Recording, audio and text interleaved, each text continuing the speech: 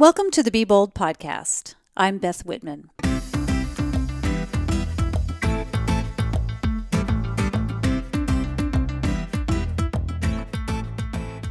The Be Bold podcast is where I feature conversations with women who share their inspirational stories. These are really, truly amazing women forging their own path to success in a variety of fields, and that includes travel, adventure, sports, music, philanthropy, spirituality, and more. If you like what you hear, please take a moment to subscribe to the podcast in Apple Podcasts, and that's what most people know as iTunes. You can also subscribe in Stitcher or Google Play, and I encourage you to please leave a review. That literally takes just a couple of minutes. Those reviews are not so much for me, so I can read a lot of nice platitudes, but those reviews actually tell Apple or whatever podcast platform you're using to deliver up that podcast to more people. And it also helps those people know a bit more about what they're about to listen to or subscribe to. I also ask that you please introduce someone to the podcast whom you think might get something out of it. There are always some really wonderful gems in every conversation, and I'd love to get the word out to more people. So the ladies with whom I speak on this podcast, these are women who may have taken a circuitous route to find their passion or build their career or business. But the one thread they have in common is that they are bold in what they do. It's not only that they know in their heart what it is they love, but they actually follow their heart. They follow that calling and have created a lifestyle that supports it. Today's guest is no different. And I'd argue she's probably one of the most shining examples of this. As you'll hear in our conversation, she harnessed the ability to live life on her own terms and by following her life passion, despite going against cultural norms in many instances.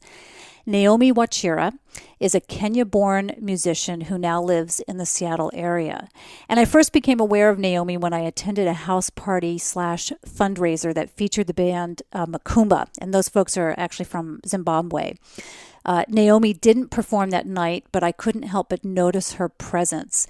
She was and is this incredibly confident and elegant-looking woman. She literally just glided through the small crowd at this event. And I had heard of her, so when I saw her there, I knew exactly who she was. Shortly after that event, a good friend of ours introduced us over email, and Naomi was kind enough to come to my Seattle home to record this episode. Please hang with me through this whole conversation because there are so many wonderful life lessons here, especially at the end when she talks about the catalyst that caused her to change the direction of her life and pursue music. She's also got this great philosophy about how important it is to really just be yourself, and that comes up throughout our chat, and to not resist who you are. She believes it ultimately leads to a joyful life. Really, this conversation was such a treat for me. I hope you also enjoy this episode with musician Naomi Wachira. I love tea. I have to drink tea in the morning. Oh, I drink Kenyan tea. Yeah. Like Kenyan black tea. Yeah. It's like the only way I can start the day and feel like I'm a normal human being. If I don't, it just like... Do you bring it back from Kenya, or is there a place here that you source it? I usually have friends. Like I had a friend who just went home recently. So she brought me like 3 like big packs that will probably last me up until the end of the year when we go home. So, yum. What's the name of it? What's the brand? Kericho Gold. So Kericho is like one of the areas where in Western Kenya where they grow like the teas, and it's just so good. I'm gonna have to check that out. Maybe it's probably on Amazon. I think you can find it on Amazon. Yeah, spell it for me. It's Kericho Gold. Okay, Kericho Gold. Mm-hmm. I'm gonna check it out. Yeah, it sounds good. It's really, really good. Whenever I travel, and I do travel a lot. Whenever I travel, I try to pick up tea. I have a little obsession with a couple of things, and they're usually easy things to bring home for my travels. Mm-hmm. Earrings are one of them. I love earrings. I have a little problem with that. And then, and we're looking, for the listeners, we're looking at my rack of earrings that I have. And then tea is the other thing. And it's because it's inexpensive. Oh, I know. And it's lightweight. Yes. I love to carry it back with me. And then I've got all these teas from India and from Asia and I also love from Africa too. I just brought back some Kilimanjaro tea when I was there earlier this year. Oh, so it's yeah, it's so good. Yeah, it is. Let's just start with you're Kenyan born. Yes. But you are living here in Seattle, now in the Seattle area. At least you spent a lot of time here in Seattle. Let's talk about, let's first talk about what you're doing now. Just give us like 3 or 4 sentences about what you're doing now, kind of with your life and in the music that you're doing. And then we're going to go back in time, and then we're going to lead up to that, and we'll talk about the future. We'll make up a future for you as well. Yeah, absolutely. So I'm a full-time musician, and basically what that means is I write my own music. I outsource when I need to record. Like, I take care of all of that and raise all my funds to get all the music out, and then I go on tour. So I book tours, and this summer my daughter and I have been traveling quite a bit because you have to promote the album, because I just had an album come out in June. And it's the way I like to put it, it's like, this is my way of wanting to leave a good legacy when my time on earth is done. It's been a calling of mine since I was like 5 years old. And yeah, I finally owned the calling, just following this journey and learning and expanding and allowing myself to experience life doing this. So yeah. Great. So full-time musician, and then we'll talk about exactly what that means in a bit. But let's go back, and you said it's been a calling of yours. It's been something that you've been interested in since you were 5. Yes. What's your memory of you being 5 and being a singer? Like, what were you singing around the house? Yeah. Was the house filled with music? What was that so like? actually, my parents, my dad was a pastor. They had this group, they were called the Brethren, and it was about 11 families that got together, and mostly just the adults, like the mom and dad. Where in Kenya was that? It was a small town called Kijabi, which is about an hour it's about an hour and a half southwest of Nairobi. And so they would gather like every week, and it was like this community kind of dinner. But then it kind of started out with just like they would just sing as part of just hanging out, because everybody could sing really well and harmonize. But then it turned into like this evangelical mission where every once in a while they would kind of travel like to different parts of Kenya, and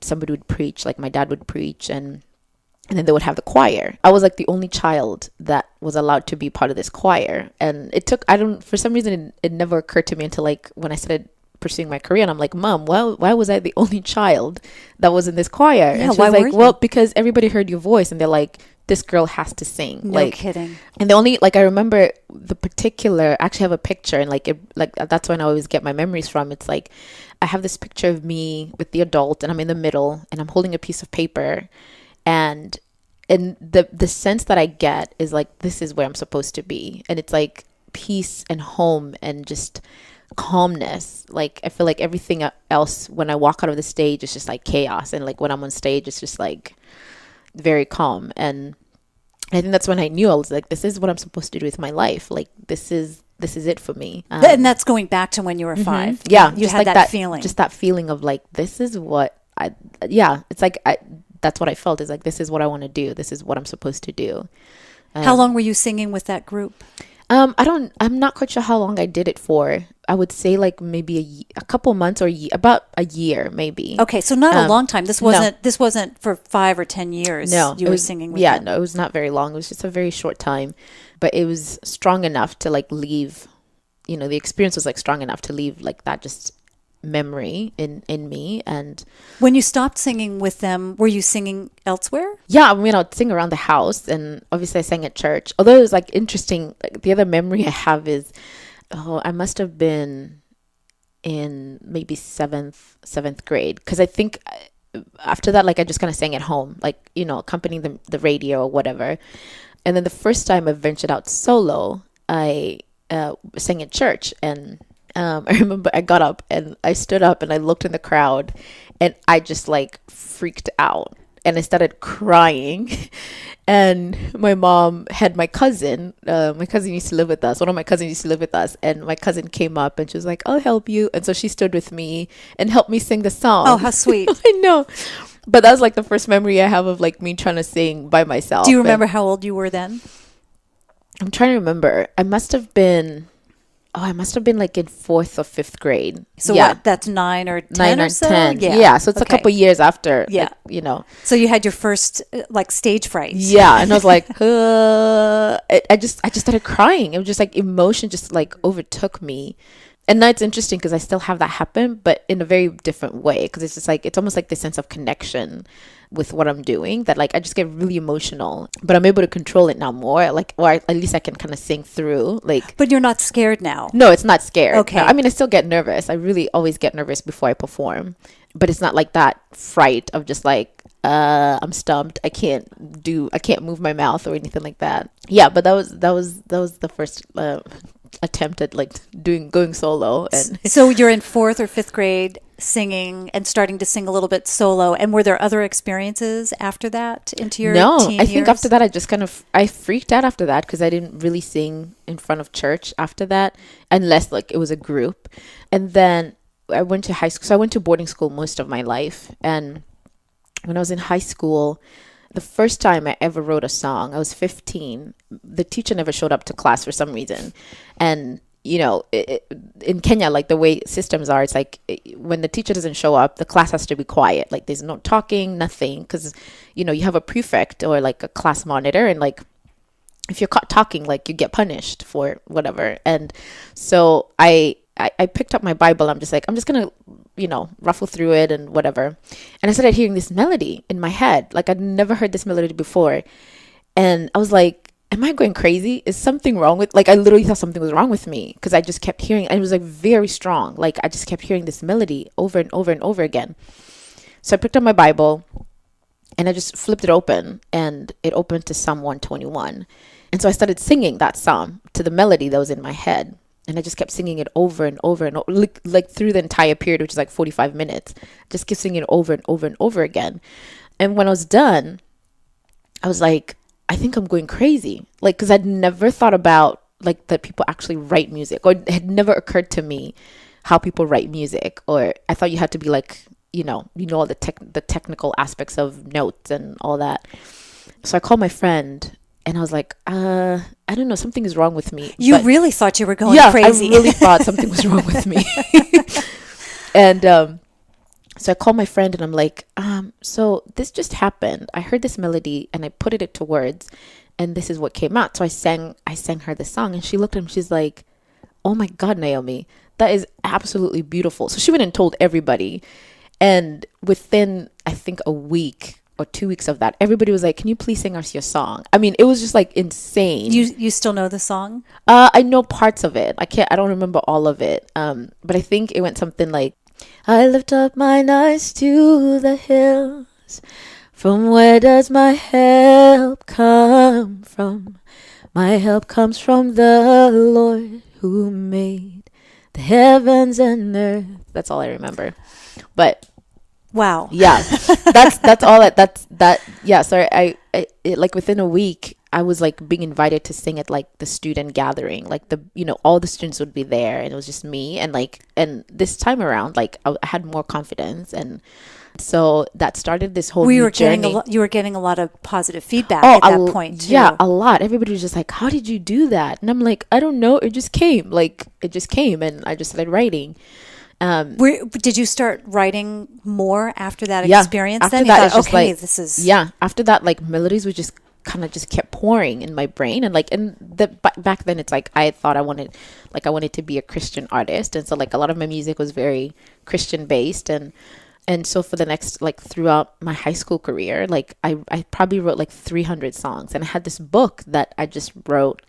I would just write and I would always remember the melodies. Like I had no way of recording because I was in boarding school. Like I didn't have a tape recorder or anything like that. Were you playing guitar then? No, it was just melody. Like it was just melody and words. That's it. And I spent...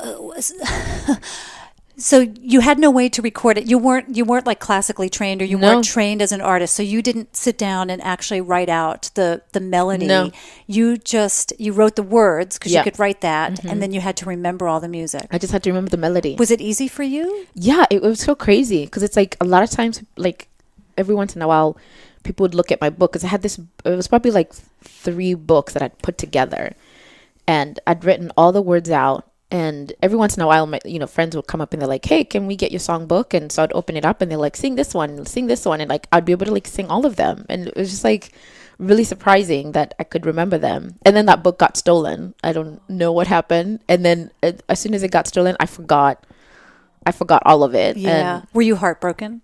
I was, and I searched for it high and low, and I'm like, what? Like, I don't know what happened. Somebody, I don't know, but I'm not quite sure what happened. But so that was really hard. And then I didn't really write again after that until my mid-20s when I first picked up guitar. So how old were you when that book got So that was between stolen? I was probably 18. Yeah. So for a few years there, you were writing and you kept everything. Yeah. And then that disappeared. What happened in the years between having lost the book and kind of maybe losing your way in terms of your music and then picking it up again? Yeah. I feel like I would sing like every once in a while, and I would sing here and there at church, and I had a couple girlfriends that we would kind of travel, not travel, but just like play like in the local high schools. Like we were done with high school then or whatever. And we would kind of sing a couple songs, but it's like what we were hearing like on whatever worship music we were listening to. So we would kind of take it and turn them into like our own versions and do it a cappella because none of us could play an instrument. So I did that, and then when I moved to the States, what was the experience that led up to you moving to the U.S.? It was just I was done with high school, and so my parents gave me the option of like I could either attend a private university in Kenya or come to the U.S. And this is like in 96, yeah, mid 90s. And I remember thinking like, America seems like the place to go because back at least in Kenya, it's like everybody was like going to the US like for education, higher, because like public universities in Kenya were terrible then. And that's why you went to boarding school. Yeah. I mean, it's just like boarding school is like the kind of better version. It's kind of like going to a private school here, better education. So my parents gave me that option, and I said, I think I'm going to go to America. But that's a big deal because you were coming here alone. Is that right? Yeah.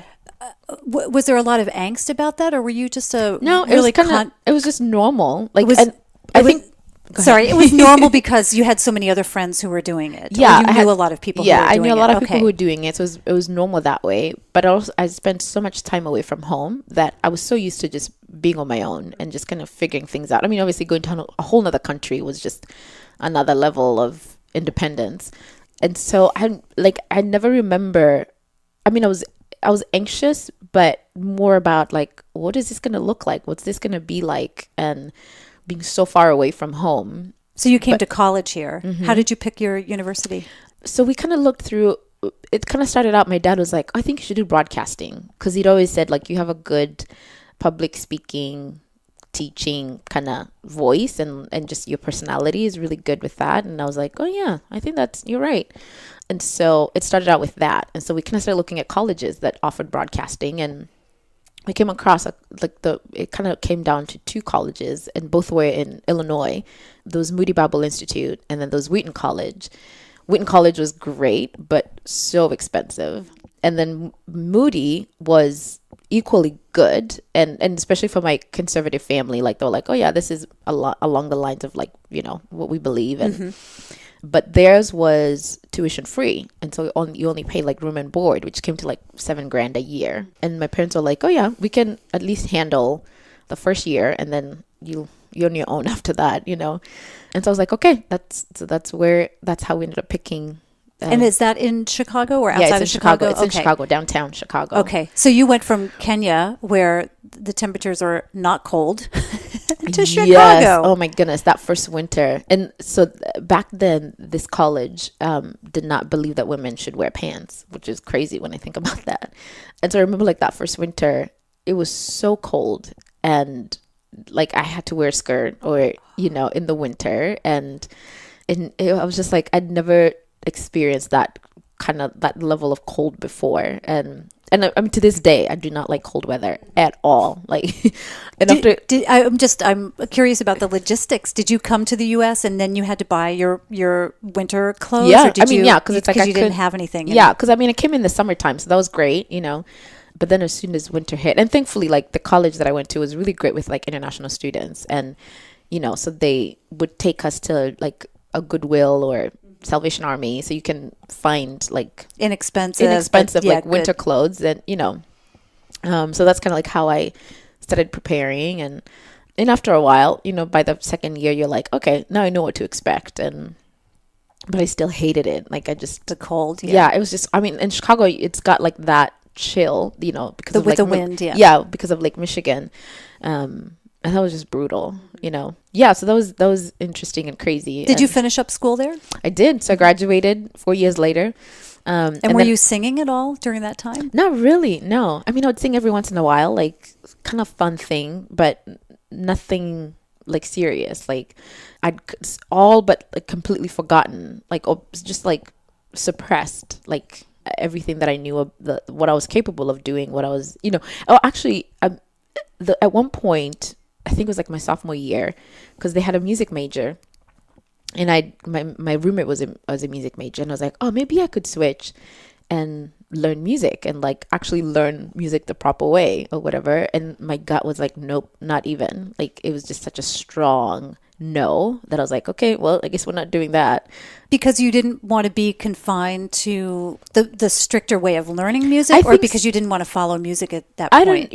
I want to say that I think, because I think, to me, I look at it this way. It's like it's been a gift for me. And I feel like if I had taken it to like the more structured way, I feel like in a way I would have stifled like the gift side of it, of just like that it's an inspiration. It's like whatever flows. And the fear was like I would be so technical and try to keep things like, oh, I have to sing this way or I have to sing this way. And I think in the way I've been able to do it, where just like not really trained, like I don't know, there's like so much more freedom that comes and goes. I've heard other musicians say that same thing, or other artists in general, that if they had been classically trained, they would have felt like they were more in a box. Yeah. But and I'd feel guilty. I'm just like, oh my God, I'm not doing what I was right. You're not doing it right, quote unquote. Exactly. Right. Yeah. So it's like right now I'm just like, I just do whatever comes next. Like whatever feels right, that's what I do. And I don't still to this day, I don't know like a lot of technical aspects of music, like theory or anything like that. And I'm okay with that. Like I'm still able to do what I do well. And, I think to me, that's what matters most is. Absolutely. Yeah. So you finished up school in Chicago. Yeah. So I finished up school and then I started working for the college because I ended up getting really well connected with people at the college. And so they hired me. What was your major?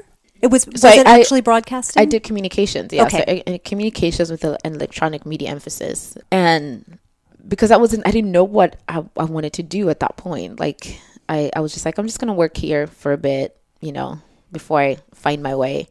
And so I worked for them for 7 years. And through that process, I was able to kind of get all my paperwork, like, from working visa to finally getting a green card.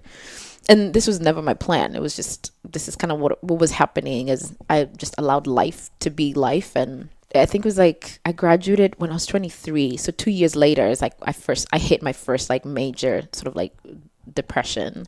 And when you were turning 25. Yeah. Mm-hmm. So that was a big one for you. It was huge. Yeah, it was huge. It was like, it's like the light came in like the darkest way possible. What was it about turning 25 that affected you so much? It was actually, it actually kind of came through a breakup. Like I was dating this guy and he ended up breaking up with me, and it was like the first time I'd actually experienced, because I've never been much of a serial dater. Like even when I was in high school, like that just was never me.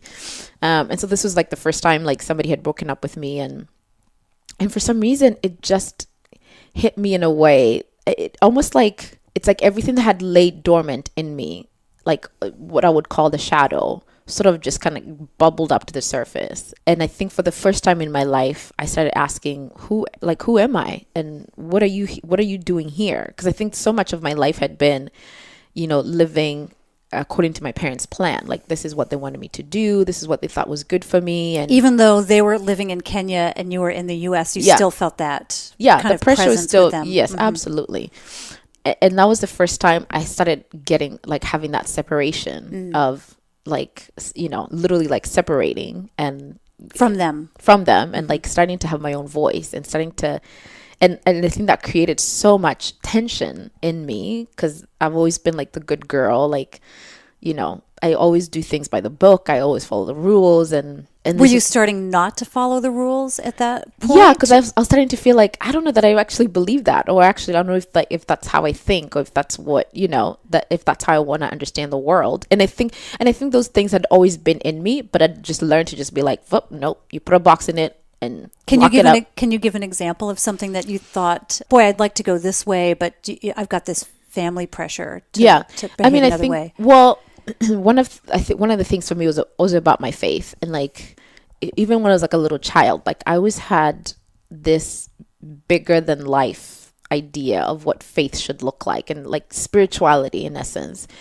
But I grew up where, spirituality was confined to the Bible, and it's like whatever the Bible says, like you stay within that confine, and you don't move outside of it. And with a dad as a pastor. Yeah, exactly. It's like that. It's more strict. Yeah. But I'd always had this feeling, even as a kid, I was just like, I remember sitting in Sunday school and thinking, God, this doesn't feel right. Like this doesn't, it feels like it should be so much bigger than this. If you're talking about like the creator of the universe, like why have we like shrunk him to like this tiny little book and compared to like what is out there? And so I think that I started questioning like so much of, what I'd heard in the church, and like even just like the view of women, knowing myself. And like there was a part of me at one point I wanted to be a preacher, and like, growing up in the church, women would not be preachers because of biblical interpretation or whatever. But I was like, no, but it's such a strong gift to me. Like, why would God give me something? And then he's like, no, you can't use it because. And so like I started to feel like there was so much tension of like what I was taught and what I really felt, and like my convictions and my own expression of like this faith was very different from. And this was all happening right around your age 25 and the breakup that you went through. Yeah. So it's like, I started to ask all these questions that I had always been afraid to ask, and started stepping away. Like I started drinking when I was like 27 because I didn't drink at all. Did you have any mentors when you say you started asking these questions? Were you asking them of yourself, or were you questioning your parents, like literally having the conversation, or was there someone that you could confide in? I mean, first it just kind of started out as just me, like, and just feeling all this tension and the depression, and then there was a church in Chicago. It was called Willow Creek, and it was a massive like mega church, but it had a more liberal, I would say, like based on how I grew up, a more liberal theology. And I went on their website one time, and I was like lowest point, and I was like, I need to find somebody that I can talk to, because I feel like the people that I work with would not understand any of this, and I need somebody who can help me sort of wrestle, that's not going to be judgmental. And so I found one of their community groups that they had, and kind of started hanging out with people who are more like my age, but there was like so much freedom in just how they live their lives. And I'm just like, oh, this is interesting. Like, they're Christian, but they also drink. And like, there was just like, they didn't have like these shackles of, judge people, and like women can't, like the woman of the small group the leader of the small group was a woman. And I'm like, oh, so women can be in like leadership positions. And that group sort of like opened a whole nother chapter, because like I started connecting with people who were Christian, but to me felt a lot more freer, a lot more engaging with the world, and in a very different way than I grew up. Like, I think to them, it's like, the way I experienced them, it's like they were okay engaging the world. Because I feel like how I grew up, it's like more like you leave the world alone, like don't be a part of it because it's a mess. But they were, and you're in the confines of your own community. Yeah, it's very inclusive. I mean, very exclusive. But this group felt like, oh yeah, we don't care like where you've come from. We don't care, where you are in your faith. If you're struggling, if you're whatever, it's just like, this is welcoming and open. And do you think that you could have found that in Kenya, or do you think that in Kenya it is just more strict, and you happen to find this mega church in the Chicago area that happened to be more open? That's a really good question. I think if I was still in Kenya, it would have to be if I was like living in an urban area, that maybe I would have found something. Okay, but the rural area is a small community, like you said, you grew up in. It's like people. It's like people just hold on to those beliefs, and I think part of like what I think happened with like when missionaries came through is like this idea of like challenging or questioning anything that came from God was like a big no. And I think like, that was sort of like passed on to us. It's like you couldn't question anything about why did God do this? Like, then it becomes like you're rebelling, or like it's blasphemy or whatever. So it was really great to find a community that was willing to ask the questions and was willing to were okay with the messiness. Like it didn't have to be perfect, and you didn't have to like God, and it's okay to be angry. It was like the first time that I heard it was okay to be angry at God. So there were people in that community who were just kind of all over the place in terms of where they were in their faith. Yeah. Like and that was comforting to you. And that was really comforting, because it was like it was nice to finally find people who are not perfect, you know, because I think I spent so much of my life just like perfection and always being like doing the right thing and always saying the right thing and, you know, expressing the right thing. And I was just, my body just could not handle that anymore. And it was like so good to finally be like, oh, I don't have to be perfect, and I can mess up. And, you know, and I think mess up in the extent of just like not intentionally just like messing up your life or whatever, but it's just like, it's okay to mess up. And then it's just like, but it's like, what do you do when you mess up? It's like, do you just keep repeating the pattern, or do you become aware of what's happening and then figure out like, what am I doing here? Like, what's happening and why am I doing this? I think that allowed me to start asking those questions of, okay, what's this all about? And so do you feel like once you found that group, did it kind of pull you out of your depression and your questioning? Oh, absolutely. Yeah, it absolutely did. And because I think I ended up shifting, like I was with that group for maybe 6 months, and then ended up connecting with another group. But I'd met this guy, and he was like starting a church, and I was like really intrigued with what they were doing. It's like a lot of young people, you know, in their 20s, and so everybody's like in that same phase of just like, oh, yeah, we're trying to figure out what we're here for, and like, you know. And I started going there and met actually I met my best friend in that sort of early church formation, and she was the first person I feel that I opened my soul to like no other human being. I've like, I remember the first time we went out for coffee, we talked for 3 hours. We'd never met before, and we talked for 3 hours, and it was like the most, and even she says this, it's like, it was the most like soul opening like experience. Your kindred spirit. Yeah, it's like literally she's like a soul sister to me, and I'd never experienced that with another human being. And that became like the beginning of like this just long journey of like looking inward and trying to figure out like what's going on, like what's this narrative that I've been running, and how do I match it with what I would call like my higher self. So how do you process that? Because I think no matter a person's belief system, I think at some point, and maybe for some people it's a constant questioning.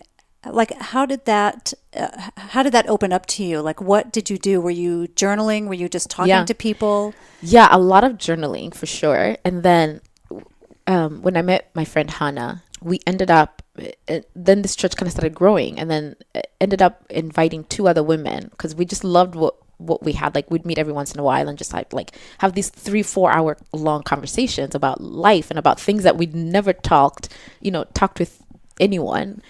And we invited 2 other women, and it was like so cathartic for all of us. And we would sit there and just drink tea and just talk. And like, sometimes we actually, and there was a book, I can't remember the name of the book right now, but there was a book we were reading, and it was a Christian book, but a very different type of Christian book about, women like really like doing like that soul work and like really just understanding yourself and like going inward and figuring out like, who am I? What am I trying to do? And how do I own like all of me, like not just parts of me, but how do I own all of it? And that was just like, I think we met for maybe 2 or 3 years. And it was like the most liberating experience and I'm still connected to those women to this day. And they were all in Chicago. Yeah. And somehow you decided to leave Chicago behind and move to Seattle. Well, actually, because my best friend ended up moving. She was from Sweden, so she ended up moving back to Sweden. And then my other friend, Stacy, moved back to Seattle. And then, so I actually ended up following her. Great. To so you Seattle. had a connection. Yeah. Good. So I had a connection. And she was the one who, after everybody kind of started leaving, I was still talking. We actually had this private blog that when we were all kind of dispersed, like we had this private blog that we can just like type out whatever was happening in our world. And like, so this kind of, we still kept that circle still there. And I was kind of, asking all these questions about my faith, and like, I was getting like so discontent with church, and I was just like, I don't know, like this doesn't fit, like this, it's not fitting my world anymore. And that's when Stacy was like, oh, I think you should come to this graduate school that we're attending. She's like, I think it would be perfect for... In Seattle. She's like, it would be perfect for where you are, because it would really allow you to wrestle with those questions. And like, it's a very non-judgmental environment. And I was like, oh, okay, that sounds like a great idea. And I'd just gotten my green card. So I came out to Seattle to visit this school. And immediately I was just like, yep, this is where I want to go. And this was like in 2007. No snow in the there was winter. No snow. Oh yeah. And I think actually, I remember like the first time I came to visit Seattle was like in the fall. It was like in September. Oh, it was just beautiful. Like, the fall leaves and like it had the crisp air, but blue sky. Yeah. And I think it just stopped raining and then the clouds like had parted and like the sun had come out. And it was just, and I remember thinking like, this is heaven. Yeah. And like, you could see Rainier and I was in love for sure. That's when we get you. Oh, I know. Exactly. You're just like, I have and to then move comes here. October. And you're November. like, what did I get myself into? So I came to visit and I was like, I knew this is what I wanted to do. So I went back to Chicago, applied, and within a month I was accepted. So in July of 2007, I moved to Seattle. Wonderful. To start a new life. And, yeah. And you enjoy it here. Yeah, it's been amazing. So we, actually, I lived in Seattle up until like last year. Then we moved to Yakima, so like in Eastern Washington. But Seattle is still like my business. Like, this is where I still call it like my music home base. So what, speaking of music, what brought you back around to the music that it became so solidly a cornerstone of your life? Right before I left Chicago, I'd picked up guitar. Like I was listening to Patty Griffin a lot, and I just loved her music and her work and just her simple guitar. I was like, I think I can do this. Like, I feel like I can do something like this. So I bought a guitar and started teaching myself how to play. And then, so when I moved to Seattle, I had this guitar and like I'd play it every once in a while. And I would still kind of write songs, but I was not very confident about, my writing skills. And then at 32, I ended up getting pregnant. And it was kind of crazy because I got pregnant in the same year and gave birth in the same year, which is, when you think about it, it's just like, what? Because my daughter was a preemie and so it was just like so many things happened. Was this in Seattle? Yeah, in Seattle, yeah. It was like my last year of grad school, or actually last term of grad school. And you weren't married at the time? No, I wasn't. So like, coming from a very conservative Christian home. Oh, that's a big deal. Yeah, I was just like, oh my God, I don't know how this is going to go. Did you tell your parents? I did. I think it was like around 5 months, I finally told them. And I was just like, I was waiting. I was expecting like, everything to just go crazy. And my mom was like, oh, okay, well, that's great. And I was like completely shocked. Yeah, she didn't have a big reaction to it. There was no big reaction. What about your dad? My dad was the same. He was like, well, you're an adult. Like, this is your life. And what can we do? Yeah, and like, so it really shocked me and like in a good way. And, have been supportive since day one. And so when I had my daughter, it was like this epiphany of, oh my goodness, I'm responsible for another person. Because I went to a school that predominantly was like dealt with a lot of psychology, and like, so I took a lot of psychology classes, and knowing that what I felt internally, whether I was happy or stressed, was going to be passed on to my child, whether I like it or not. It was going to show up in her life one way or the other. And that was like the first time I started asking myself, like, what really makes me happy? And music, like, without a question, music was a thing. That was just like, and it came up in such a powerful way that I was just like, oh, this is something I've been running away from, hiding from, or did not want to look at or even think about. So just one quick thing, sorry to interrupt. So you had this idea that because you were pregnant, you knew that whatever was going on for you was going to, on some level, affect your daughter. Yeah. Mm-hmm. I don't think most moms know that. I don't think a lot of people, I don't think the vast majority of women have that awareness. Was it just you, or was it part of the psychology? I think it was part of the psychology, because it really opened me up. And I think what the grad school taught me was this whole thing about self-awareness. And always asking yourself, like, why am I doing this? Like, why am I acting this way? Why am I reacting this way? So it really taught me, like, it gave me those tools of just like constantly checking in and asking yourself, like, what am I doing? What's happening? And I think giving birth, I was just like, and because I'd taken classes about, child development or whatever, and we're really like, helped me understand, like, oh, this is how children develop, and understand like my own development. I'm just like, that makes a lot more sense now, Maybe rather than birthing classes, parents should go through Oh, psychology classes. Oh, absolutely. Because I think that's like such a crucial thing to realize, especially between 0 and 6 or 7, like kids, like that's when like because that's like the age where they just absorb and absorb and absorb, and like their personality, everything is formed within those first 7 years. And I was like, oh my God, like I need to make sure that what I get to do in those first 7 years, it probably will not be perfect, but I want it to be intentional and like fully aware and fully present. And you came around to music. Yeah. And I was just like, music was the answer. thing that only makes me happy, like truly, truly happy. Not just, I'd even more call it like joy. Like it's the thing that brings me joy. It's the thing that brings me peace. It's the thing that makes me feel completely whole with myself. And I'm like, if I'm that way, then that means that at least some of that, or a good chunk of that, will, pass on to my daughter. And she will get that sense of like, oh, my mom is like joyful and she's content and she's aware and she's present and she knows what she's doing. And she'll grab onto those things, instead of like coming home and you're stressed. And, like the first 2 years I had with her, like I was working a full-time job, and we would get up at like 6 a.m. and I would drop her off at daycare, and then I'd pick her up at like 5:30 and just come home, and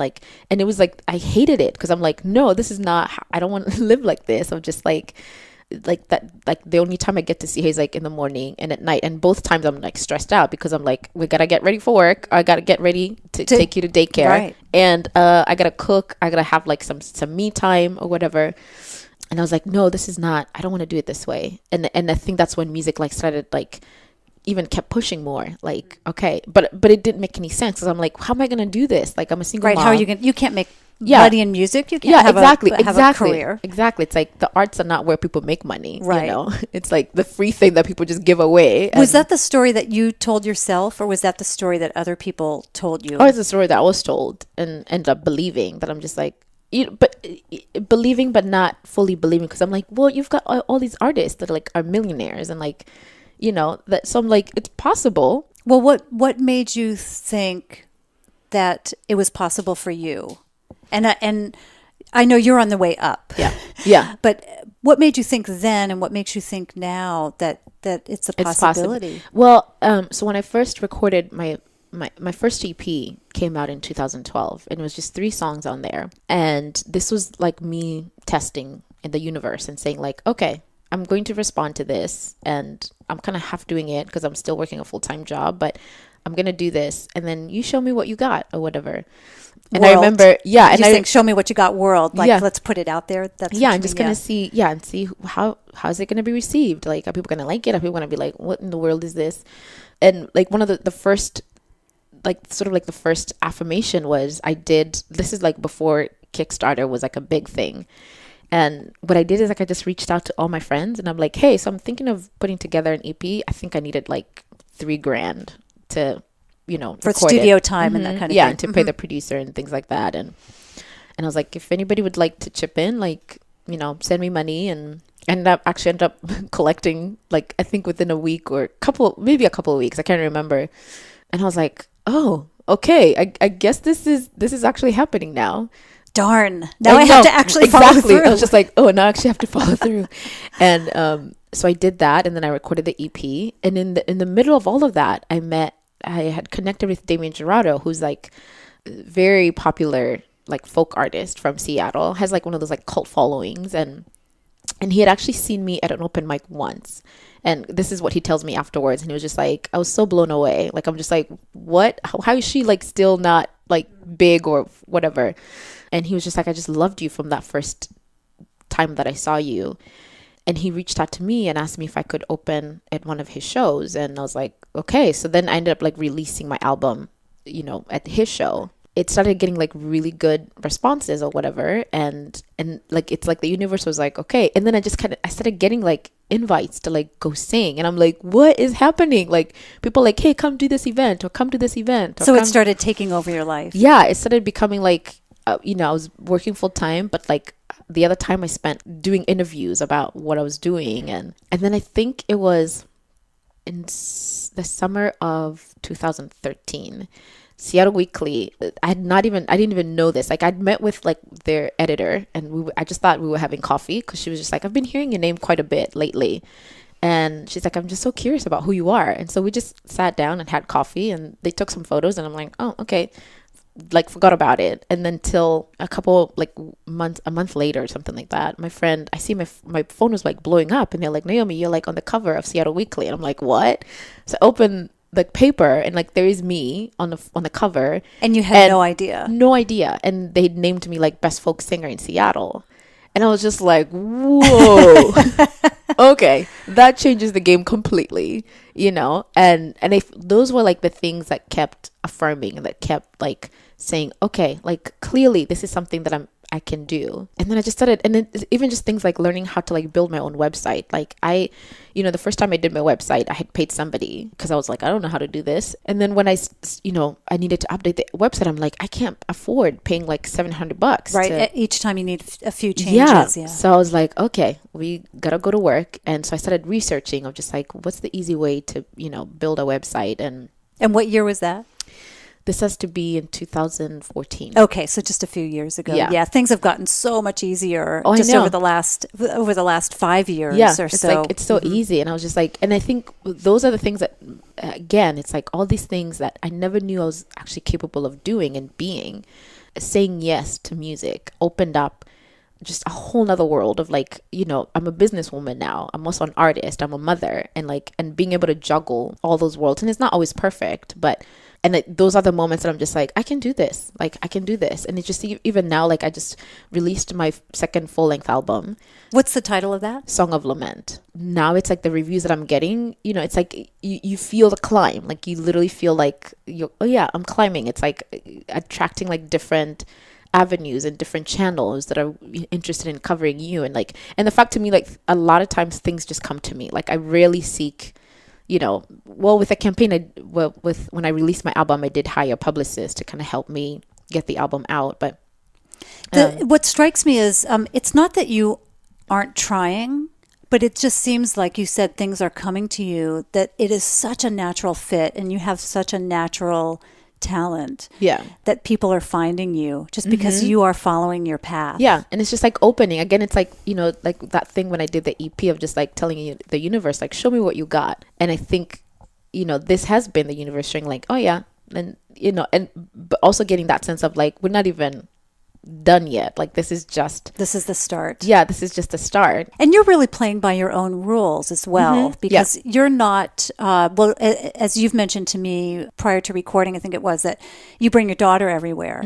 So that's going to limit you. You're making your own terms as far as where you're actually going to be singing. Yeah, absolutely. Because your daughter's going to be there with you. Yeah. So you're taking things slowly, I would assume, and you're not trying to do big venues or trying to do certain venues because you've got your own rules around it. Yeah, absolutely. And I feel like, and I think to me, again, it's like that invitation that I've given to the universe of saying like, this is how I want to do this, because I have, I'm responsible for her, and I want to make sure that this experience is just as good for her as it is for me. And it's just been amazing when just like booking the tour that I booked this summer. It's just like things just kind of fell in place. Like, I didn't have to like beg people to be like, hey, can I come? It was just like, you're doing a lot of house concerts, and you're doing them around the country, right? Yeah. How did you get those gigs booked? Just connections. Like, again, it's just like doors open up, like a name will pop in my head and I'll be like, I'll contact that person. And they're like, oh yeah, of course. Like, oh, that person lives in Philadelphia or New York or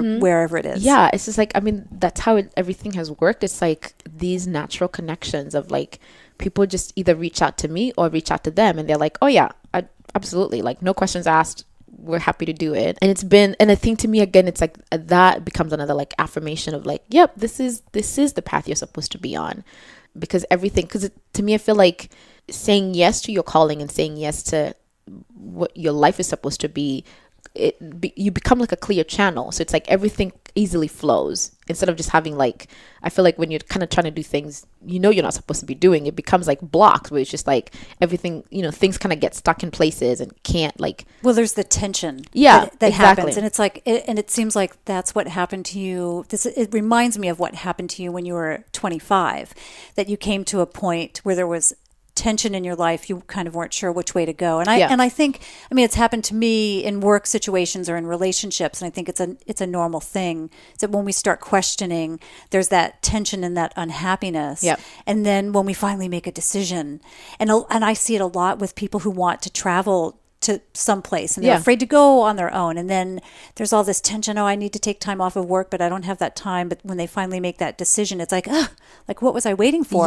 all this time? Yeah. And then the universe just kind of channels things in there for you, and you start to be open and receptive to it. And it sounds like that's exactly what's happening with your path now. And I think, even just like, I feel like even just lately, just watching synchronicity happen, and I think part of like, to start to witness like synchronicity is, to me, is like that sign of like that you've released whatever narrative that came with the calling. Like whether it's just like, oh, you can't make money through this, and it's like, so I've had to challenge that narrative and just be like, no, that's first of all, that's not mine. Like that was not my belief, that was somebody else's belief, and somehow I ended up like holding on to it and making it my own. And learning to like let go of those narratives starts opening up like even more channels, and like more like crazy things keep happening. You're like, oh my God, like that's crazy. Like who would have thought that, I would end up going this way, like that I would end up like booking an East Coast tour and like in, with such ease and like no complications and have everything kind of line up. So it's amazing. Like it definitely takes a lot of faith, and you just have to learn to trust. Like it takes, to me, I think that's the biggest lesson I've been learning, is like, you have to trust and surrender and just believe like, if this is what I'm supposed to do with my life, I have to surrender my ideas of what I think it should be, surrender my expectations, and just be like, I'm here. Like, where do you want me to go? How do you want me to do this? And just be like, you're going to provide, and talking, whether you want to call it God, universe, higher, whatever, spirit, whatever it is, and just be like, I'm here, I've answered, I've responded, and now what? Like, right. What are you going to do? I found with myself, I had told, because I've been traveling for almost 30 years, and I told myself for a good bit of that, like, you can't make money in travel like that, because I had seen people fail, like try to start businesses, like travel tour businesses, and they tried to start it up, and it was a time before the internet too, which things were a lot more difficult. You would probably have a lot more difficulty if it weren't for the internet, because you can get your name out there and your music out there more. But I had told myself all these years that you couldn't make money in travel, and then I got to a point in a work situation where I thought, I cannot go into this job for another day. And I flipped it around and I said, okay, how can I make money in travel? And when you just change the words a little bit and you just sit with it and you're open and you're quiet, then ideas start to come. And when you focus on that and it's part of your subconscious, then somebody comes into your life that says, hey, like, you want to lead a tour for me? Or, do you want to come sing at this house concert for me? And things do start to channel your way, because you're being open to it and open to the possibilities. Absolutely. Yeah. And it's like, so I always love like this idea of just like being a hollow bone, and just like, and to me, that sense of like that things just easily flow through. And so for me, my job is like constantly like clearing whatever like subconscious, that's running, like that program that's running that could be hindering. Like, I'm just like constantly being aware of what is that narrative, and why am I holding on to it? If it's not working for me, why am I holding on to it? How do you do that? It's just like a lot of, how do you do that clearing? Is it every moment, and that's maybe too dramatic, but is it a lot of times throughout the day that you're just checking in with yourself? Or are you sitting down and journaling, making sure that it's part of your... it's a lot of, I think it's both. When something, like when I feel a resistance, like towards something, then I look at it and I'm like, okay, why am I feeling this resistance? And then start having a conversation with myself. And, they also like different spiritual practices that people do. Like I do tarot also as a way to like more for just understanding, like what really is happening? Like, what is my intuition telling me? Or what's like in my shadow? Like so I use like those different tools to like get a better idea of what's actually running behind. And then because I feel like once you're aware of it, like brings it into the light, then it just kind of, it takes on a whole nother shape. You know what I mean? It ceases to be what it was before. Like before it was just like the thing that controlled you that you couldn't tell what it was.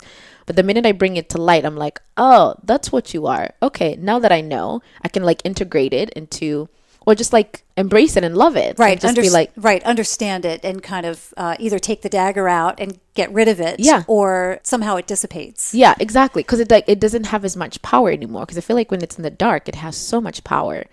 But I think the minute you bring it into light, it's like you kind of take away that power and you're like, I see you. I recognize you. I'm aware of what you are and where you've come from. Even just simply saying I love you and just embrace, like it like transforms, and it's like this incredible experience. And so that's something of lately, especially because that's just kind of like where I'm at in my life right now, is like that constant asking myself especially when I'm reacting to something so strongly. I'm like, what's going on? Like, let's talk about this. Let's understand like what. So you're really aware of your thoughts and your processes, your Yes. thinking processes. Yeah. And just like this whole idea of just like trying to bring yourself back into the present moment, Do you meditate?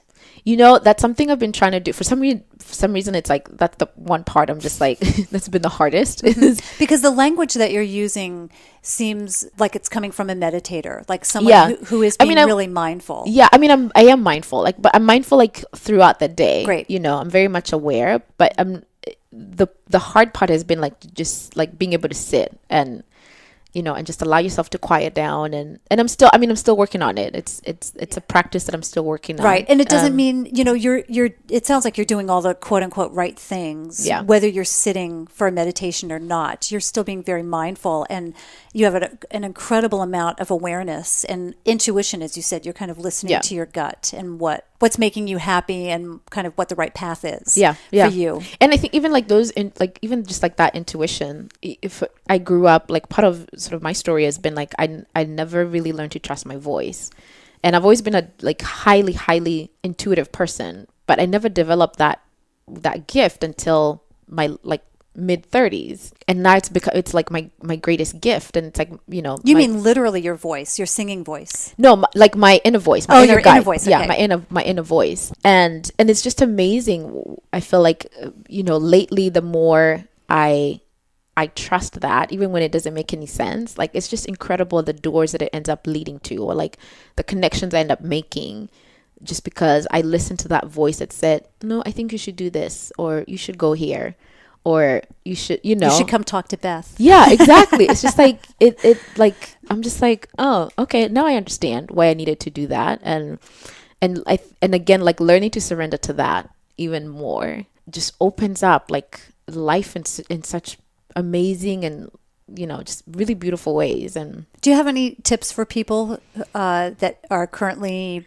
having trouble kind of listening to their own voice, or listening to it and then following what the advice that they're giving themselves? They say, I should be doing this, but I'm not. Yeah. The word that keeps coming to mind is kindness. Like, and I think learning to be kind to yourself. It's okay. Like, to me, I feel like I could say this, like, it's okay, because I've done this, that it's okay to keep ignoring your voice up until a certain point. But I think with that, you just have to learn to be kind when you're like, I know I should have done that, but I didn't do it. Because I think where we get stumbled is when you don't listen to your gut, and then you just like keep beating yourself up because you're like, oh my God, I should have done that. I should have done that. It's like, okay, acknowledge that this is what I should have done. I didn't do it, and forgive yourself, and then like give it a try, like up until like you get to that place of, okay, now I can finally like own this voice and not ignore it, or like not try to challenge it or justify, like what my conscious side is trying to tell me to do or whatever. Where does your wisdom around that come from? And the kind of that thread of kindness to yourself and others, does that come from your background in Kenya as part of the community? Does that come from your religion? Does that come from the psychology? I think it comes from psychology, a little bit of like faith. I mean, I think about like Jesus saying to love your neighbor, love your neighbor as you love yourself. And I think, to me, I feel like we always focus on love your neighbor instead of like love yourself, and what that actually means. Like it it opens up like this whole capacity of just like, what does it mean to love myself? But loving yourself also means loving the good parts of you, the bad parts of you, and kind of like learning how to work with all of them. And obviously like psychology, like, and just the books that that I read, and the things that keep showing up in my path, like keep affirming, like, you know, these ideas that I keep having, and I'm just like, oh, okay, this makes sense now. Like this is, and I feel like it also sounds like, I would say that it sounds very Buddhist, like, you know, if you're going to look at like Buddhism, I feel like some of those ideas come from that tradition. But for me, it's like, it's just an integration of just all these different things that I think say the same thing, but might say them differently. You know? I agree with you. And I think when you look at religions, except for the extremes on most absolutely. religions, I think when you look at religions, many of them are saying the same thing. And it comes down to that, just being kind to one another. And we end up extrapolating from that and, you know, pulling some negative things from it at times. But I think you're right that it comes from Buddhism, but I think that there's that thread through many religions as well. Absolutely, yeah. What's your travel schedule like now? So you're living in Yakima. You come to Seattle on occasion, and then you've got these concerts that you said on the East Coast. Primarily, I think you've got these house concerts that are going on. How do you determine where you're going to go and kind of where those house concerts are getting set up? Yeah, so like when I started planning out our summer tour, I knew we were going to do it in chunks. And so I kind of sort of divided the country, you know, and kind of, so the first trip we did was just Oregon, you know, Washington, Oregon, and California. And we just drove down there and, you know, played in Portland and Oakland and San Francisco and then Los Angeles. And I think the thing about it too is always like picking what people would call like markets, like that you're like, oh, people like listen to my music here, so I can play a show here and like know that I'll be able to attract people or bring people to the shows. And then just like, because I'm traveling with my daughter, I have to be aware of giving us space to, you know, ground ourselves like at home and just rest. And then, you know, we'll do the East Coast and so are you staying with friends when you do that? So when we travel? Yeah. Okay. So you're not having to worry about a hotel as much. Yeah, it's been amazing. Like, again, it's like that thing of just trusting and surrendering. It's like every place a lot of times if it's a house concert, we stay with a host. If I'm playing like a different type of venue, then, you know, chances are I know somebody or somebody knows somebody. And so we always have a place to stay. And then, so then we'll go to the East Coast, and I'm playing in Connecticut, and like I've played there before. So it's like kind of going back to places I've been to before. I'm playing 2 shows in New York, I'm playing in Philadelphia and Pittsburgh and Lexington. And these are just like people that I know that help me put these shows together.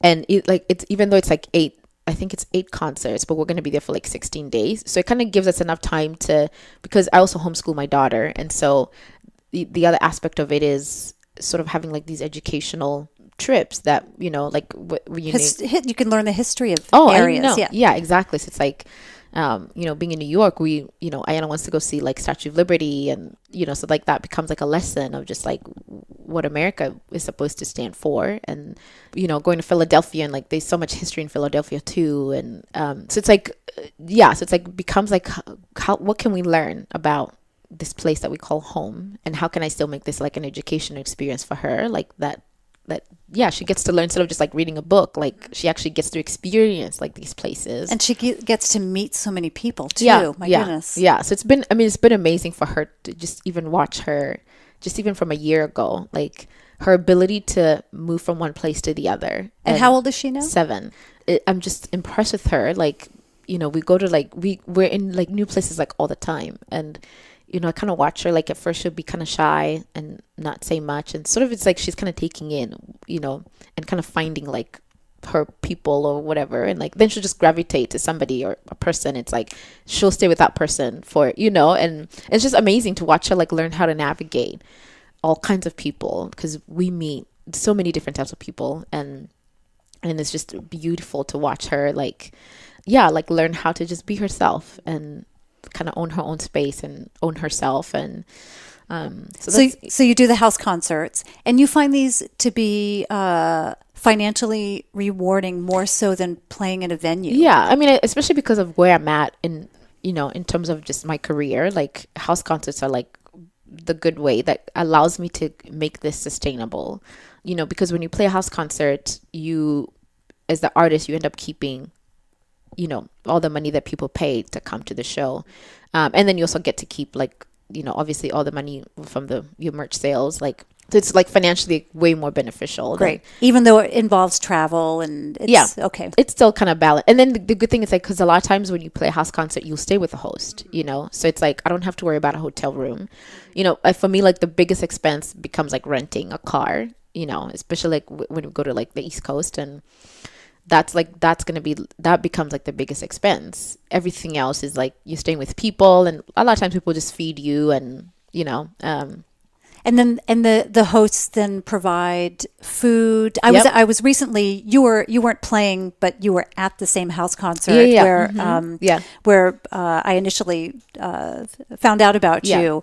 And there they had food for everyone, and they had drink. And it was a really nice event. I think that the other thing I love about house concerts, it's like it's this community feel. It's very informal, isn't it? And then people go for the music, they enjoy the music, and they get to meet other people, and you get to network, and that's why I love doing events like that, or just like non-conventional music venues, because it's like, if it's a bar, if it's like a strictly music venue, it's just like there's like so much happening, and there's music and there's people talking, and house concerts is just like, it's a listening environment. People come there for the music, right? And so I love doing house concerts. Well, we'll have to get you to the house here and have a concert absolutely. when we're both in town. It might be a little bit difficult, but you'd mentioned there are a lot of ups and downs in terms of making music and relying on that as your career. And also, as we were talking about earlier, you decided when your daughter was born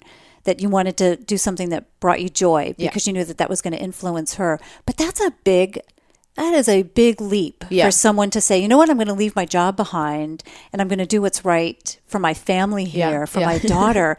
How does someone find the guts and how do you be so bold as to leave behind a sure thing, a sure paycheck, and figure out how you're going to make music? I think for me, like a couple of things made that relatively easy to make that decision. One being, after my father passed away, and I remember at his funeral, there was like 1,000 people that came to his funeral. My dad was a very well-known man, and from every person, this is back in Kenya, Kenya, everybody that we talked to as a family, the one thread that kept connecting everybody was like, your dad changed my life, because he believed in me, because he helped me at like the lowest point of my life, because he believed that I deserved something better. And I think that really struck a chord with me, because I was just like, here I am, making almost 60K a year, but I'm miserable, like I'm just like, I'm miserable. Like I don't feel like I'm actually. Here comes your daughter now. Come in. Hi.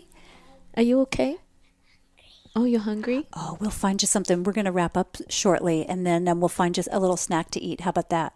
Is that okay? Okay. Do you want to sit here for a second? Yeah, have a seat. Okay. You can sit on the floor. So your dad. Yeah. So that was the sense that I got. I'm just like, look at what my dad did. It's like, and he was only 67 when he died, so he was pretty young. And it really started to make me think, like, what's the point of making all this money if, you wake up every morning, like, I dreaded waking up because I'm just like, ugh.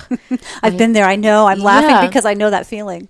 Yeah. And so I think, and it just like, I remember when I came back after his funeral, it just got harder and harder and harder. Like, and it just like, and when I get to that point, it's just like everything in me, like it feels like an open wound. Like the minute you touch me, I'm just like, ugh, like don't touch me, don't talk to me. Like I became like ugly almost, like just my attitude, everything just because you're back at that tension, where you just where that kind of that seed has been planted of what the goodness is, and when the more you keep ignoring it, like the worse it gets, and I feel like it just got to a point, and I think it was like July, because I came back in May, and I think by July I had already made that decision. I was like, no, I really cannot, for the sake of my own sanity, like I really cannot keep doing this. And I remember, I think I told my mom that I was going to quit my job, and she thought I was crazy, because she's like, what are you going to do? Like, you make good money, and, and I'm just like, I know, but it's like, but I also believe that it's like life is just more than about like making a good paycheck. It's like there has to be like this sense of peace and wholeness within yourself in what you're doing, even if it doesn't come at that. Come at that salary. Yeah, exactly. Like to me, I feel like first and foremost, like my heart and my soul and my spirit, like they kind of like they have to be at peace, and I'm just like, I'm not at peace and I'm not happy. So I think those things kind of made it pretty easy for me to just be like, okay, we're just gonna jump. And thankfully I'd been able to save up a little bit, and actually ended up I took out my retirement too, because I'm just like, well, this gotta be happy. Yeah, it's like this is what I'm gonna have to do for now and not worry so much about the future. Yeah, and that made it easy to kind of just jump. And at some point you had mentioned that your daughter had stayed back in Kenya. Yeah, so I had that support. I mean, and I think that's huge also, like having a support system. Even though mine was in Kenya, like I still had the support system, and they could take care of her, especially like that beginning phase of. But that's a huge thing. You saw that as a support system, whereas it's such a huge distance. People, I know a lot of people in the U.S., like my nearest family, basically, I've got a brother in Oregon, but like the majority of my family is in New Jersey. No offense to them, but I wouldn't consider that a support system because they're so far away, if I were to have a kid and I needed some help. Yeah. But you saw that. Yeah. I mean, I think that's partly cultural, like, right. It's a very cultural thing that, even if your family is far away, like there's still your support system, and that's beautiful. Yeah. That is a beautiful thought. Yeah. So it's like, I was just like, okay, to me, it was like, the thing was like, if Ayana is with my mom, I never have to worry, like, is she okay? Is she happy? Is she nothing? And that was like a big priority, is I never wanted to worry about, is she okay? And with technology, you could probably Skype with her and Google Hangout or whatever, exactly. Just be in touch with her. Yeah, exactly. And so that, I think that's always like a huge, like, you can do all these things, but it's like, if you don't have that support system, then things can get hairy and crumbly, and and you could end up feeling like maybe this is an illusion, and like this is but so that's been always, even just like part of us moving to Yakima. One of the big reasons was when I brought my daughter back, when I started looking of just like, where is my support system? Like, where do I know for a fact that I would have people who would have my back unconditionally? And it was my friends, like my friend Stacy. She's in Yakima. Yeah, she lives in Yakima now, and they have like this whole extended, like the whole sort of like their clan basically lives in the valley. And I was like, okay, I know for a fact that if I went there, they would support me and they would be there for me. And it was greatest decision I made last year for sure was us moving to Yakima, because not only has Ayana acquired the whole new family, and between all of them they have like 4 kids, and so she has friends that have become like her best friends, and she actually calls them her cousins, and so it's like there's sometimes like I can't bring her, like if I'm flying, like it's gonna be a one night thing, and I'm just like, that's too much hassle, and expensive too. Yeah, so I'm like, I can just leave her there, and I know that she's gonna be taken care of, and she loves being with them, so it's like it's a win-win for everyone, So yeah, support has to be like at the top of that list of, if you're gonna jump out and do this, like, make sure you're supported well. And I would imagine too, if like what you've done is you've built a support system. It's not blood family, but you've built a support system. So I just think like John and I my husband and I, we support each other a lot in what we do. But not everybody has that. But just because you don't have a partner or you don't have blood family relatives nearby, it doesn't mean that you can't build it. Yeah, you can build your own tribe. Like wherever you are, it's possible to find just people who they're like, oh yeah, who have your back. Yeah, as exactly. you said. Yeah, that's a great way to put it. Yeah. So as we wrap up here, is there anything that we didn't cover that you'd like to still talk about? I don't think so. I mean, go buy my music. That's Yeah. What I'll do is, tell us the name of your CDs that you have out now, and you've got a forthcoming one as well, right? So the latest one that just came out is Song of Lament, which just came out in June, and then I have a self-titled album, just Naomi Wachira, which came out in 2014. Okay, and then I have an EP, I Am Because You Are, that came out in 2015. And that was your first kind of test out in the market that was actually you were doing? That was the second EP. The first EP was African Girl, and that came out in 2012. And I'll put links to all of those in the show notes too, as well as your website, so people can find you. Yeah. You mentioned that you find joy in like everyday life, like what you wanted to do when you left work and you wanted to find joy. How would you suggest that someone do that in their own life? How do you find that joy? I feel like once you become okay with who you are, and once you stop resisting like all these parts of yourself that you've been told to resist, or like whatever the narrative was that you could not embrace, all these aspects of yourself. I feel like once you begin to do that, to me, I feel like there's a liberation that happens, and that liberation turns into joy, because it's like you're aware of who you're capable of, from the good and the bad. Like you're aware of all those tiny little places, all those, nooks and crannies of yourself. Do you pay attention to the news? I don't actually. Do you watch TV? No. Okay. Well, we watch if we do watch, we watch like Netflix or Hulu. So it's like everything is very control. Like everything is controlled. But like I remember, like during the last election, after a while, Ayana was like, "Yeah, can we not talk about politics anymore at the house?" And I'm like, "Yeah, I think that's a good idea." Your 6 or 7 year old daughter. Yeah, saying she's that. like, "Let's not talk politics." And I'm like, "Yep, that's a good point." That's a good rule. Yeah, and I kind of sense that, because I think when you're talking about figuring out who you are and listening to that and bringing joy into your life, to me, you can't have, it's like it's exclusive. You can't have the current politics and the news, and you can't have TV blaring all day long if you're also trying to figure out who you are and follow your path. Yeah. It doesn't work. It's not going to match. No. And you'll keep like just being like, what? Then it ends up being like chaos, Are you on social media? I am, but even then it's just like, I'm not a huge fan of social media. So it's like, when I post something, it always has to do with my music, or like I'll share like bits and pieces of like mine and Ayana's life, But even like I've noticed, even especially lately, like I can barely stand Facebook. It's just like I'm on there and like immediately, like I become very reactive, and I'm just like, no, like I don't want to get this energy in, so it's like I'm trying to. I do more Instagram. Like Instagram, I feel like, because it's just like pictures. I hear that a lot from people. Yeah. And I've never figured out Twitter, so I'm just like, ugh, good. I don't really do Twitter.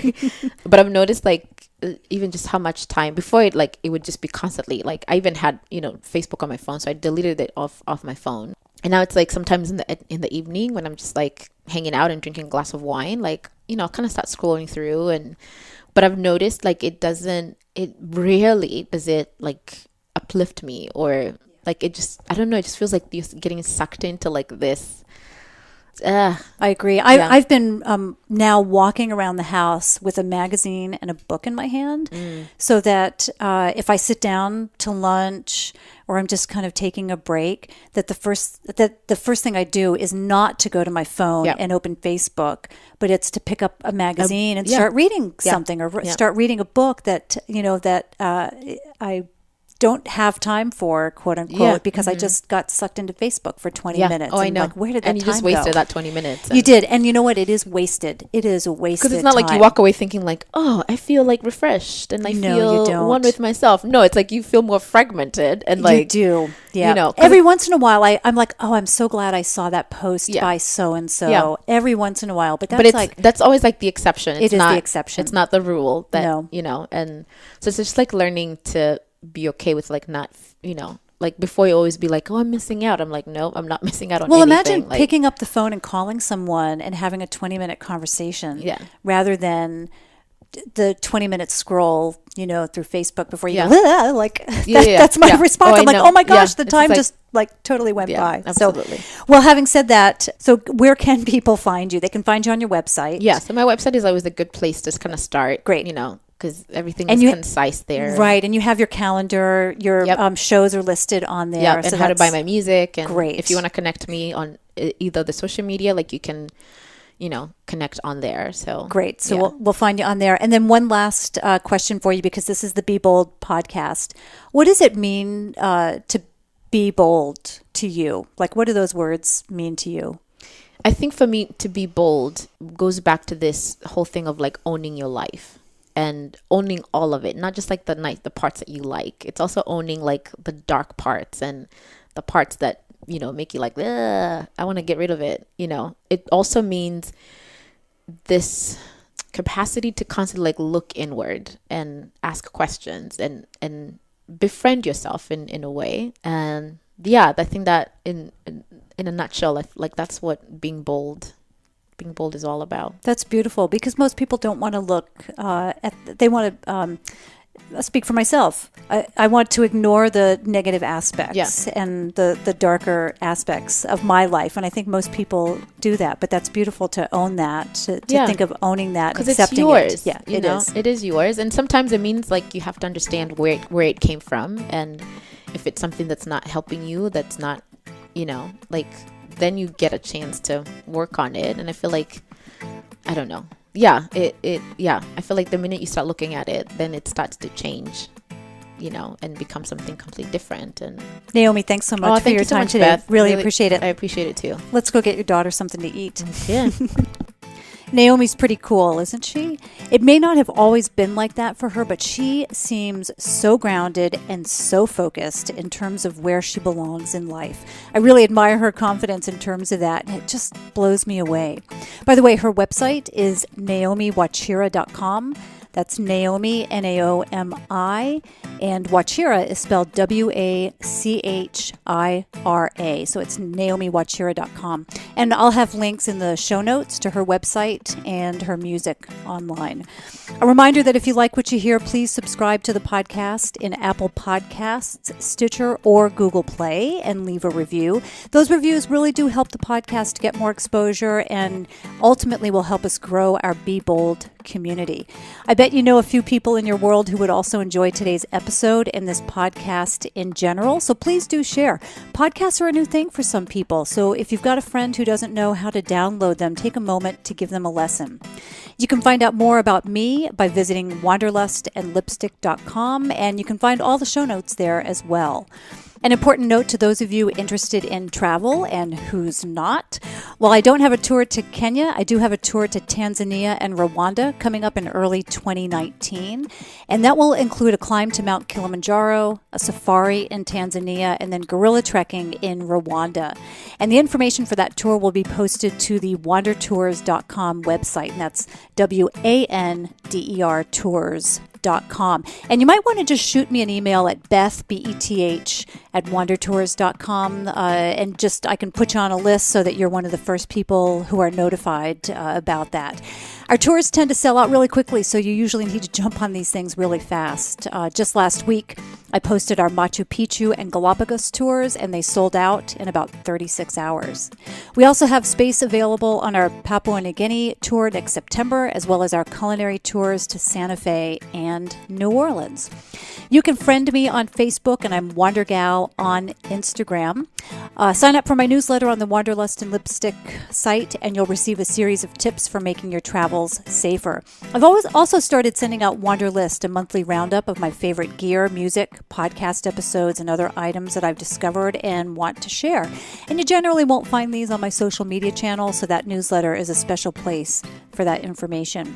If you know of any high-performing, adventurous, philanthropic women whom you think might be a good guest, shoot me a note or leave a comment. And finally, the ladies can join us on our Be Bold Facebook group. That's where you'll find our growing community. It's where we share goals, talk about our setbacks, and where you can find words of encouragement and inspiration from others. Thank you for joining me for another episode of the Be Bold podcast. Until next time, be bold.